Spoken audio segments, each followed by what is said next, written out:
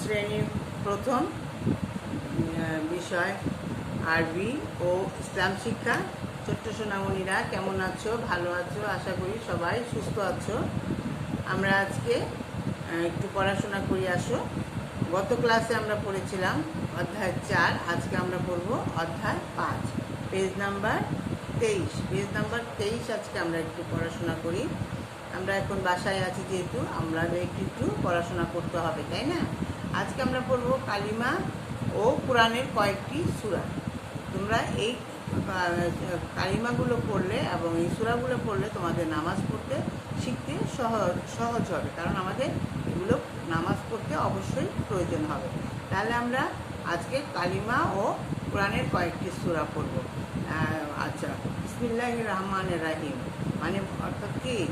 পরম করুণাময় আল্লাহর নামে আরম্ভ করছি।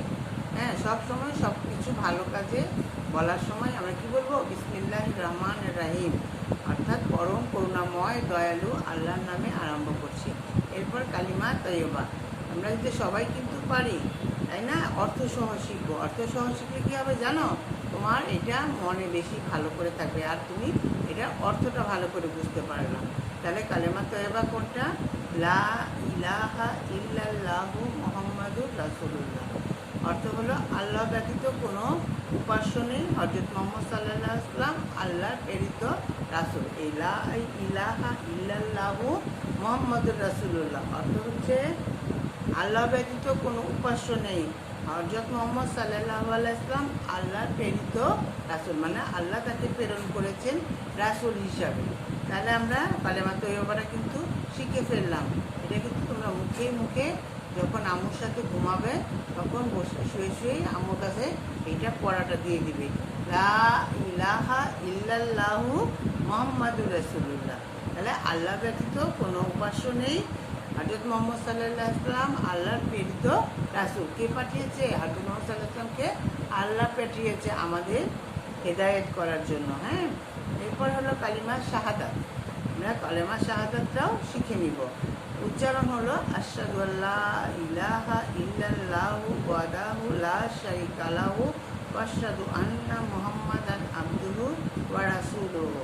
এটা আমি জানি ছোট্ট সোনামণিরা তোমরা পারো, তারপরেও যাদের একটু সমস্যা আছে তাদের জন্য আবারও আমি বলে দিচ্ছি। এটা আশহাদু আল্লা ইলাহা ইল্লাল্লাহু ওয়াহদাহু লা শারীকা লাহু আশহাদু আন্না মুহাম্মাদান আবদুহু ওয়া রাসূলুহু। এটার অর্থটাও আমি বলে দিচ্ছি। আমি সাক্ষ্য দিতেছি যে আল্লাহ ব্যতীত কোনো উপাস্য নেই, তিনি এক, তার কোনো শরীক নেই। আমি আরও সাক্ষ্য দিতেছি যে হযরত মুহাম্মদ সাল্লাল্লাহু আলাইহি ওয়াসাল্লাম নিশ্চয় তার বান্দা ও রাসূল। তাহলে এখানে কি বলছে দেখো, আমি সাক্ষ্য দিতেছি যে আল্লাহ ব্যতীত কোনো উপাস্য নেই, আল্লাহ ছাড়া আমাদের একমাত্রই কিন্তু আমরা আল্লাহর উপাসনা করব। অন্য কোনো মানুষের বা অন্য কোনো ধর্মের বা অন্য কোনো জাতির আমরা কিন্তু উপাসনা করব না। আমরা একমাত্র আমাদের যে সৃষ্টি করেছেন আমাদের রাব্বুল আলামিন আল্লাহ, আমাদের তাদেরকেই আমরা উপাসনা করব। আর তার কোনো শরীক নেই, কারণ শরীক মানে তার কোনো বাবা মা, তার কোনো সন্তান, তার কোনো অংশীদার কেউ নেই। আমি আরও সাক্ষ্য দিতেছি যে হযরত মুহাম্মদ সাল্লাল্লাহু আলাইহি ওয়াসাল্লাম নিশ্চয় আল্লাহর বান্দা ও রাসূল। আল্লাহর বান্দা এবং রাসূল বলতে হযরত মুহাম্মদ সাল্লাল্লাহু আলাইহি ওয়াসাল্লামই একজন। এই জন্য আমরা এটা খুব ভালো করে পড়বো, কালেমা শাহাদাত। আশহাদু আল্লা ইলাহা ইল্লাল্লাহু ওয়াহদাহু লা শারীকা লাহু আশহাদু আন্না মুহাম্মাদান আবদুহু ওয়া রাসূলুহু। তাহলে কালেমা তৈয়বা এবং কালেমা শাহাদাত কিন্তু আমরা মোটামুটি শিখে ফেললাম। এরপরে আমাদের আরেকটা সবচেয়ে বেশি প্রয়োজনীয় সূরা, যেটা হলো সূরা ফাতিহা। সূরা ফাতিহা কিন্তু আমাদের এবং খুবই একটা গুরুত্বপূর্ণ, কারণ আমাদের নামাজে প্রতি রাকাতেই এই সূরাটা সাথে অন্য সূরা পড়তে হয়, তোমরা জানো, তাই না? তাহলে আমরা সূরা ফাতিহাটা নির্ভুলভাবে সুন্দরভাবে মুখস্থ রাখবো। এবং আমাদের এই অনেক প্রয়োজনীয় একটা সূরা, যে সূরাটা আমাদের অনেক বিপদ আপদ থেকেও আমাদের কিন্তু রক্ষা করে। আমরা এই সূরাটা সবসময়ই পড়তে পারি। এটা হলো আলহামদুলিল্লাহ, বিসমিল্লাহির রহমানির রহিম, উচ্চারণ আমি আবার বলে দিচ্ছি। আলহামদুলিল্লাহ রাব্বিল আলামিন আর রহমানির রহিম মালিক ইয়াউমিদ্দিন ইয়াকা নাবুদু ওয়া ইয়াকা নাস্তাইন ইহদিনাস সিরাতাল মুস্তাকিম সিরাতাল লাযিনা আনআমতা আলাইহিম গায়রিল মাগদুবি আলাইহিম ওয়ালাদ-দাল্লিন আমিন। তাহলে আমরা এই সূরাটা কিন্তু পড়ব। এরপরে আছে সূরা কাউসার, সূরা ইখলাস। আচ্ছা, তাহলে আমরা আজকে এই তিনটাই পড়ি, সূরা কাউসার আর সূরা ইখলাস। তোমরা পারো, তারপরেও আমি আর এত বেশিটা পড়াটা দিলাম না। এই আলহামদুলিল্লাহ, আলহামদু সূরা আর সূরা দুইটা কালিমা ভালো করে পড়বে।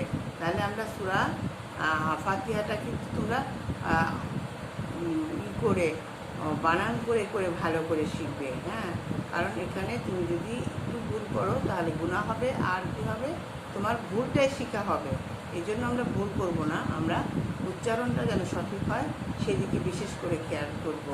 হ্যাঁ, আলহামদু কোথা থেকে বলতে হবে সেরকম আমরা হুজুরের কাছ থেকে সহি করে সুন্দর করে একদম কেরাতের সাথে সুন্দর করে পড়বে।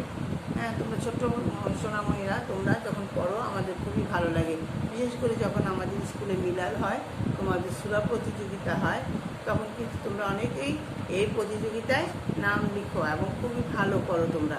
হ্যাঁ, আশা করি তোমরা যারা ছোট্ট সোনামণিরা এখন থেকে শিখলেই তোমাদের কিন্তু তোমরা প্রতিযোগিতায় নাম দিতে পারবে এবং তোমরাও অংশগ্রহণ করতে পারবে এবং সুন্দর করে সবাইকে শোনাতে পারবে মাইকে। তাহলে আমরা আশা করি ছোট্ট সোনামণিরা ক্লাস 1-এ তোমরা ছোট মানুষ, তোমরা এখন থেকে সহি করে এই সূরাগুলো শিখবে। আচ্ছা, তাহলে আমরা আলহামদুলিল্লাহ ভালো করে শিখবো। সূরা ফাতিহা, সূরা কলেমা তাইয়্যিবা, কালেমা শাহাদাত, এটা। আর হলো সবসময় আমরা কী বলবো, বিসমিল্লাহির রহমানির রহিম। পড়ার সময় বলবো, ঘুমানোর সময় বলবো, খাওয়ার সময় বলবো, কোথাও বের হওয়ার সময় বলবো, গাড়িতে যানবাহনে ওঠার সময় বলবো, স্কুলে এসে বলবো, হ্যাঁ, পড়ালেখা শুরু করার সময় বলবো, সব সময়ই এটা বিসমিল্লাহির রহমানির রহিম একদম সুন্দর করে পুরোটা বলবো। হ্যাঁ, পরম করুণাময় দয়ালু আল্লাহর নামে আরম্ভ করছি। দেখো, পরম করুণাময় দয়ালু, আল্লাহ কতটা দয়ালু যে আমরা আল্লাহর নামে শুরু করলেই আল্লাহ খুশি হয়ে যায়। তাহলে কি আমরা আল্লাহকে না খুশি করে পারি বলো?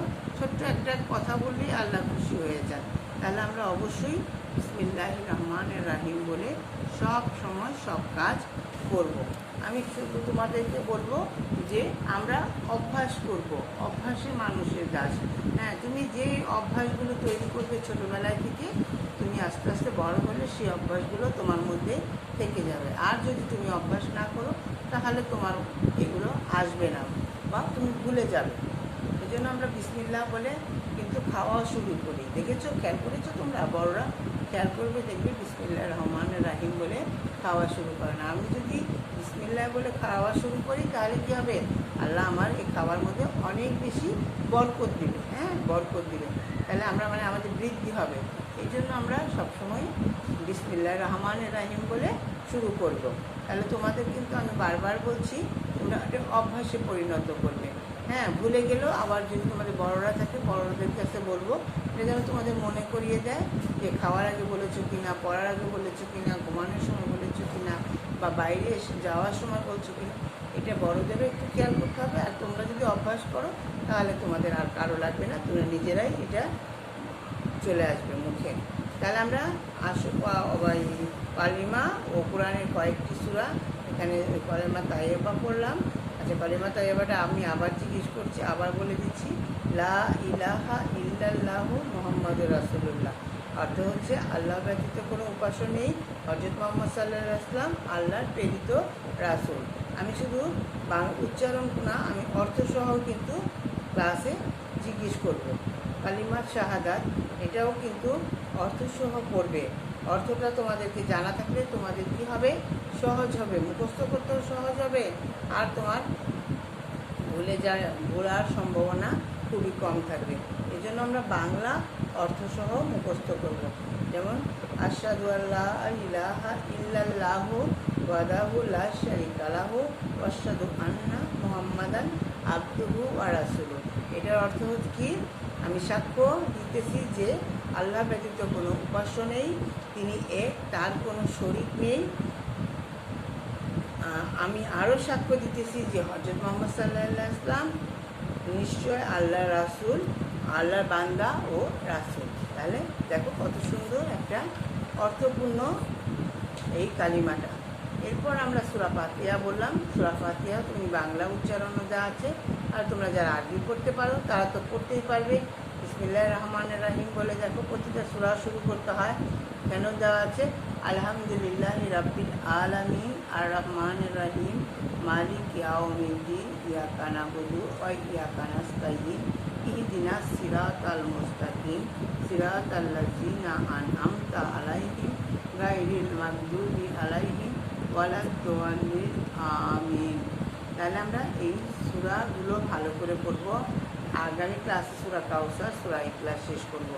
আচ্ছা, তাহলে এইটুকু পড়া রইল ছোট্ট সোনামণিরা। আমি বিশেষ করে তোমাদেরকে বলবো, তোমরা কিন্তু প্রতিদিন এই পড়াগুলো ভালো করে একবার করে হলেও পড়বে। তাহলে দেখবে তোমার আর মুখে বাঁধবে না, তোমার খুব সহজেই তোমরা শিখতে পারবে। তাহলে আজ এখানে শেষ করছি। সবাই ভালো থাকো, সুস্থ থাকো, নিরাপদে থাকো এবং সবাই সবার জন্য দোয়া করো। ঠিক আছে? আজ এখানে শেষ করছি। আল্লাহ হাফেজ।